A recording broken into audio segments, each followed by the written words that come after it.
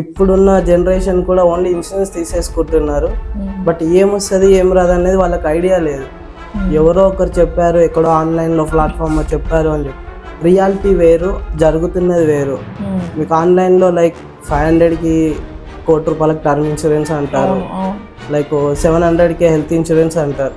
Insurance లో ఎలాంటి doubts ఉన్నా జెన్యూన్ ఆన్సర్స్ మీ దగ్గర ఉంటాయి మీ ఛానల్. Yes ma'am, 100%. ఇక్కడ కూడా పెయిడ్ కంటెంట్ అనేది మేము చెయ్యము. అంటే లైక్ ఏది ఉందో అది మాత్రమే చెప్తాము.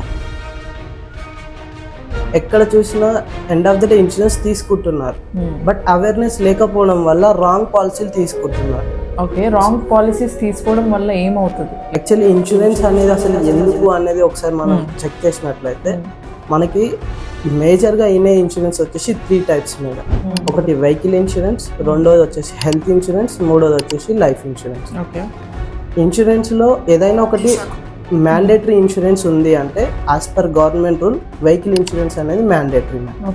బట్ నేను ఎప్పుడైతే నాకు టర్మ్స్ అండ్ కండిషన్ తెలియకుండా నేను పాలసీ తీసుకున్నాను, నాకు ఎండ్ ఆఫ్ ద డే నేను చనిపోయాక నా ఫ్యామిలీకి పైసలు రాకపోతే అప్పటి వరకు నేను కట్టిన పైసలు వేస్ట్, నా ఫ్యామిలీకి భరోసా లేనట్లే కదండి. అందుకే అవేర్నెస్ చేయాలి అనేది నా మెయిన్ మోటివ్. కస్టమర్స్ని తీసుకురావాలి అని చెప్పేసి వాళ్ళకి 400కి 500కి 300కి లేదా 700కి అని చెప్పి ట్రాప్ చేస్తుంది. ఇన్ఫ్లుయెన్సర్ చెప్పిరు అని చెప్పేసి పాలసీలు తీసుకున్న వాళ్ళు కొన్ని వందలు కాదు మేడం, లక్షల మంది ఉన్నారు ఓన్లీ మన తెలుగు స్టేట్స్లో. End of the day claim వస్తుంది రావట్లేదు. పాలసీ బజార్ రిలేటెడ్ వీడియో మీరు ఆల్రెడీ చేశారు, దానికి మీకు లీగల్ నోటీస్ కూడా వచ్చింది కదా?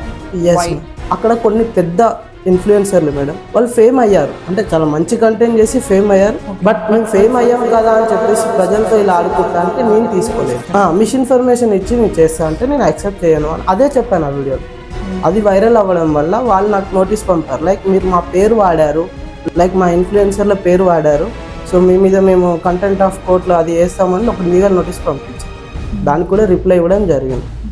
మీరు ఎక్కడైనా వేసుకోండి, నేను ఉన్నది చెప్పడం తప్పు అంటే నేను యాక్సెప్ట్ చేయాలి. లైక్ మీరు కోర్టులో వెళ్ళి కొట్లాడుకోండి. Pollution insurance? Yes ma'am, actually PUC అంటే పొల్యూషన్ అండర్ కంట్రోల్ మేడం. మన వెహికల్ ఎనీ వెహికల్ మేడం, మా వెహికల్ స్టార్ట్ చేసి మనం యూజ్ చేస్తున్నాం కాబట్టి దానివల్ల మనకి ఎన్విరాన్మెంట్కి పొల్యూషన్ అయ్యే ఛాన్సెస్ ఉన్నది. సో ఉంది కదా, ఎంత ఉంది అనేది చెక్ చేయించుకోవాలి. ఒకవేళ మన వెహికల్ పొల్యూషన్ కనుక ఫెయిల్ అయిందనుకో యాజ్ పర్ గవర్నమెంట్ రూల్ మన వెహికల్ రోడ్ మీద నడపడానికి వీలు లేదు. అండ్ ఒకవేళ పోలీస్ వాళ్ళు ఆపినారనుకో వెహికల్ సీజ్ మేడం. వెహికల్ లేకుండా పొల్యూషన్ చేయిస్తున్నారు కొందరు. ఈ మధ్య కొందరు చాలా మంది సాఫ్ట్వేర్స్ వచ్చాయి చేస్తున్నారు. వెహికల్ లేకుండా ఒకవేళ పొల్యూషన్ చేయించినట్లయితే అది ఫేక్ పొల్యూషన్ కిందకి వస్తుంది. ఇండియాలో చాలా మంది ఇన్సూరెన్స్ ని వేస్ట్ ఆఫ్ మనీ అనుకుంటారు. Yes ma'am. Why insurance? Actually ఆ వర్డే రాంగ్ అని నేను అంటాను మేడం. అంటే చాలా మంది అంటారు కదా మాకు హెల్త్ ఇన్సూరెన్స్ అవసరం లేదు, వీఆర్ వెరీ స్ట్రాంగ్, మాకు హెల్త్ ఫుల్లీ ఓకే ఉంది. సో అలాంటి వాళ్ళకి హెల్త్ ఇన్సూరెన్స్ అవసరమా కాదు? దానికి వచ్చేసి ఒకటే ఆన్సర్, మీ దగ్గర డబ్బులు ఎక్కువ ఉన్నాయి, రేపన్నాడు నేను ఫ్యూచర్ని ప్రిడిక్ట్ చేయగలుగుతాను అనుకుంటే మీకు ఎలాంటి ఇన్సూరెన్స్ అవసరం లేదు. నాకు ఫ్యూచర్లో ఏమవుతుందో అని ఒక డౌట్ ఉన్నప్పుడు మాత్రం మీకు ఇన్సూరెన్స్ సపోర్ట్ చేస్తుంది.